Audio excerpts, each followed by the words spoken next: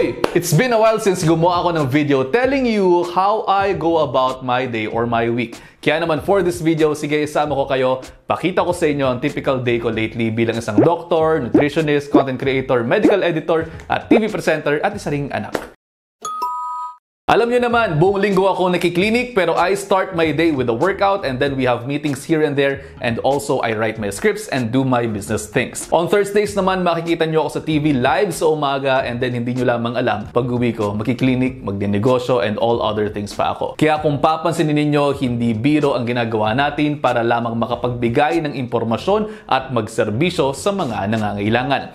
And behind all these, bilang isang doktor at registered nutritionist dietitian, I know I have to walk the talk and take good care of myself. Syempre, kasama ng proper diet and exercise, I also take something complete from A to Z para makapagsuporta sa pangangailangan ko bilang we are always on the go. Kahit nasa 20s at 30s pa lamang po tayo, hindi ko naaantayin pang tumanda ako bago pa mag-take ng multivitamins, lalo na kung tulad ko kayong minsan ay hindi may iwasang kumain sa labas dahil nga sobrang busy ng schedule, dahil nga from Batangas going to Manila and then Manila going to Batangas pa. I really have to take good care of myself and invest with a good multivitamin. Ito pa yung thought process ko dyan bilang isang doktor at nutritionist dietitian pagdating dyan. Siyempre, dahil nga kinakailangan ko ng maraming energy, andyan ang B vitamins to release the stored energy I got from the carbs, from the proteins and fats that I take from my diet. Bawal magkasakit, kaya to help support my immunity, kinakailangan natin ng sapat na vitamins A, C, E at zinc. Siyempre, hindi na tayo bumabata, kinakailangan nating pangalagaan ang ating mga puso, kaya thanks sa Lycopene. Marami din tayo binabasa tuwing gumagawa ng content at kapag nasa studio, kaya kailangan din natin ng suporta ng lutein. At lahat ng yan makukuha natin mula sa tinitake nating multivitamin na complete from A